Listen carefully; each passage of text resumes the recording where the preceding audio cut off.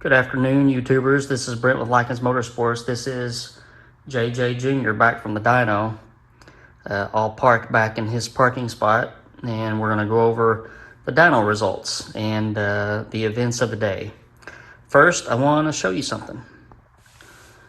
So I received a package from Dave at Muscle Car Engines in Western Australia, and I just want to say thank you very much for not only supporting the channel, but supporting me and my family. Dave has done lots of business with me, and he sent me this care package, which has a really nice t-shirt. It's got, I don't want to get it dirty and drop it on the floor, but got his logo and an engine on the back of it. He sent me a very nice card and also some goodies, some shape, I guess they call them biscuits down under, and in England we call them crackers, but Vegemite and cheese. And he also sent us some chocolate cookies, which we had to immediately put it in the refrigerator because the chocolate was melty, so we'll take care of that. But I just want to say thank you again, Dave. You are very awesome, and I appreciate you very much. All right, so I just showed you a video of the engine running, getting a lot of condensate in the carburetor because of the humidity and everything in the air. And that kind of posed an issue for us during the first couple of pulls because it was pulling water into the system. So finally got that straightened out. We were able to make a good baseline pull with the dry sump oil pump. And again, you know, we try to make a lot of changes at the same day on the dyno, just because weather plays such a big role. And what I did was I picked a dyno sheet that would be easily comparable from the last time that we dynoed. So we just did a 2-inch super sucker, and that was it. We didn't, you know, stack spacers to the ceiling. We didn't use ether or anything like that. It was just a plain Jane pull. And we just did that for a baseline, but the density altitude was almost 5,000 feet. So it was a very nasty day, very humid, and sometimes the dyno just can't correct for that nasty of a day. It was just sticky hot inside, even inside the dyno cell. So what we had planned to do was just make a baseline pull with the dry sump system and a 2-inch super sucker, timing set to 34 degrees like it was the last time. And then we were going to swap cams and just see the difference. So that's exactly what we did. And I showed you some pictures at the very beginning. We changed cams in under an hour. So me and Nick, who works for Delmir's Racing Engines, we jumped in there, and both of us were on the wrenches, and we got it knocked out really quick. So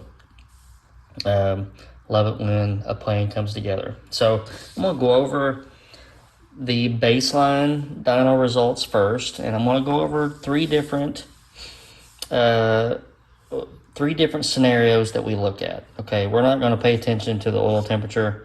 I did roll in bearings the last time. If you remember, we were starting to get some bearing wear, so I rolled in some new main and rod bearings. Everything looked peachy there. We didn't see any indications of any problems. Oil pressure stayed pretty much constant because of the dry sump pump. We did have some discrepancies on the carburetor. It had been sitting for, I guess, a couple months. Didn't really tinker with it much.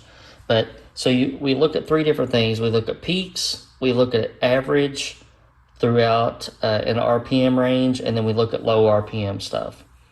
So the peaks here's where the peak of the baseline, 340 horsepower at 6,200 RPM, 338 pound-feet of torque at 4,400 RPM. So don't pay attention to the asterisks. We changed, I had the computer recalculate this later on, and I changed it from 4,000 to 6,000 and just wrote it down. So the average horsepower, 306, average torque, 323. So what I'm going to do, I'm going to show you the cam swap, and we're going to go just kind of side by side. First of all, we're going to get better numbers from here because the oil was hotter. I don't know why we didn't try to get the oil temperature as close, but that's in my favor, I guess. Air fuel ratios were pretty close from side to side. So the peak, 300, and we'll call it 350 horsepower, 352 pound-feet of torque. If you notice, the horsepower peak was 200 RPM lower. So everything, we made more horsepower, but the curve is a little bit broader and it's a little bit lower. So that's good for street driving and playing around town. 352 pound-feet of torque, again, at 4,400 RPM. So we looked at the averages here. I pulled up the averages the same from 4,000 to 6,000. From the E303 cam to my cam, we gained 12 horsepower average across this 4,000 to 6,000 pull. So that would represent, maybe like a stoplight to stoplight race where you get up in the power band and you start pulling hard. Same deal, average torque, 323. We gained 13 pound-feet of torque across that same power band, okay, that same band that we sampled. Same 2-inch super sucker, timing set 34 degrees. Everything was exactly the same. Now, I'll try to pop up a spreadsheet so that we can see this a little bit better, but I'm just going to sample some RPMs, okay? Let's look at 3,400 RPM. 313 torque, 202 horsepower. We gained, look here, 334. So we gained about 21 pound-feet of torque down there. 216 horsepower versus 202. So we gained 14 horsepower and a watt of torque. If we look a little bit higher, let's go to 4,000. 325 torque, 247 horsepower. 4,000 RPM, 339. Okay, so we gained 14 pound-feet there. 259 horsepower versus 247. So 11 horsepower there. And we can keep comparing from, over here to over here. So I know what you're thinking, Brent, quit trying to toot your own horn. 11 horsepower, 12 horsepower isn't anything to write home about. And in the overall scheme of things, it's kind of not. It's 10, 12, 15 horsepower, but you have to remember this is a 350 horsepower engine. So, we're gaining, 5%. In some situations on the torque, a little bit closer to 10%. So we made some good gains.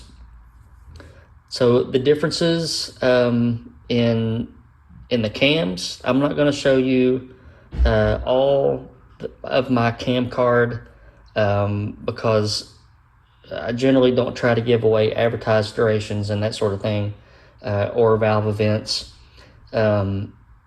unless you buy a cam from me. There's a lot of information in advertised durations and corresponding calculations from that. But on the E303 cam, it's 220 degrees duration at 50 thousandths lift on the intake side and the exhaust side. It's 498 lift, and it's a 110 lobe separation angle with 62 degrees of overlap. So I tried to keep the overlap the same on my cam just to show the differences between that extra exhaust duration and a little bit quicker load. So remember, E303 cam 220, 220. My camshaft is 220, 230 at 50 thousandths duration. The lift is exactly the same. Instead of a 110 lobe separation on the E303 cam, I'm at 109.5. And I did that to keep the overlap the same. So 62 degrees of overlap on the E303 cam, 62 degrees of overlap on my cam. So just goes to show that some well-placed valve events can pick up some pretty decent numbers, okay, all across the board and on the peaks. So if you're going to pay for a camshaft, might as well get your money's worth, right? All right, so I'm going to try to get a spreadsheet going and show those, and we'll see how good at that I am. I may just put up a tabulated chart that may be easier. But I thank you very much for joining in and watching this video. I know you guys have been watching and waiting for this to happen, and finally got some time to get out and get some play time. And you know, we just threw this thing back together, didn't care if it leaked, didn't care, you know, just wham bam, got it on the dyno. So the next step, I don't know. I'll need you guys to help me make that decision. I did buy some ported Iron Eagle heads from Joe, and I just don't know if I want to use them or not. There's always a part of me that says, what can you do with factory parts and with the underdog parts?